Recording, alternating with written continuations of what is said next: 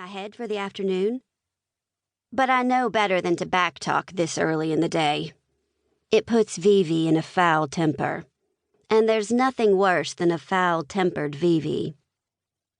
The Oklahoma woman finally reaches the house and lets out a long huff of air, like the short walk took the wind right out of her.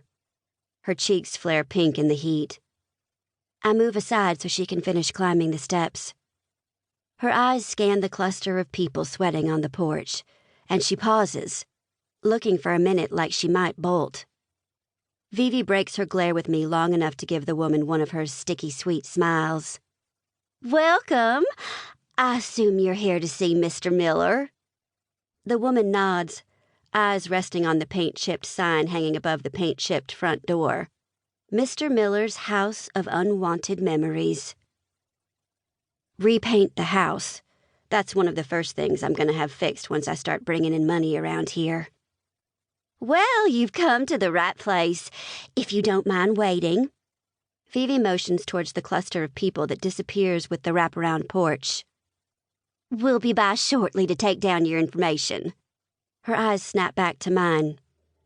"And Lucy here will come by with something cold to drink. Please make yourself at home.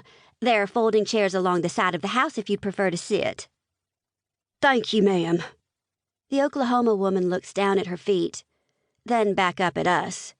"Is there, a restroom I can use?"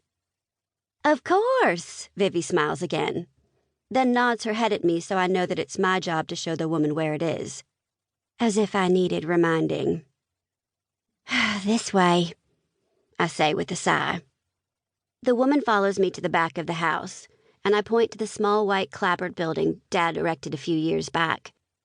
It looks one sneeze away from toppling over, but it's clean. I know, because I'm the one who cleaned it. "Don't worry," I say when the woman hesitates.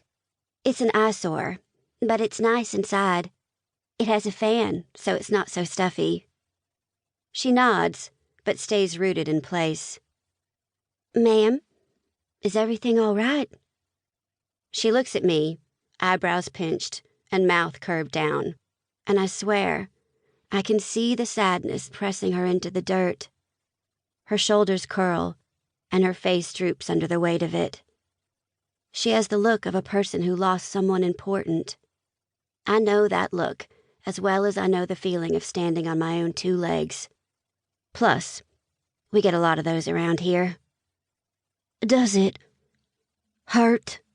she finally asks. Purse clutched tight to her chest like a shield.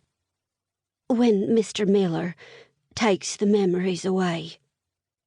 "No, ma'am," I say, even though I can't say that I know what it feels like firsthand.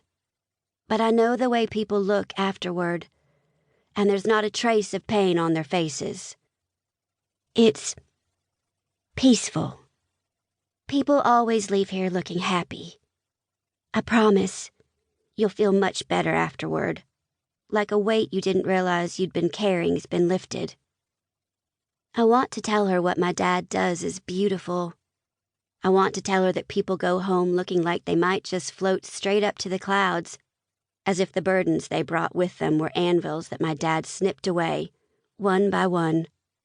I want to tell her how I'm going to be just like Dad, but instead, I smile at her and nod toward the bathroom, because she looks like she's about to burst. "My name's Lucy if you need anything," I add. Then I turn and make my way back toward the house, resisting the urge to run, because as soon as I finish my chores, I'm going to take my first memory. I press my ear against the door to Dad's workroom, listening for the rumble of voices on the other side. Sometimes it takes a few hours for him to clear one person's burdens. Other times, it's a matter of minutes. Dad says some memories are so deeply buried that you've got to keep tugging at all the roots and pieces before they'll break free. Others flow right into his head, like water to a sponge. All I hear is quiet. I wait a few more seconds. When I'm sure no one else is inside, I twist the handle and step into the small room. Dad's in his usual spot behind a large wooden desk, the remnants of a sandwich laid out before him.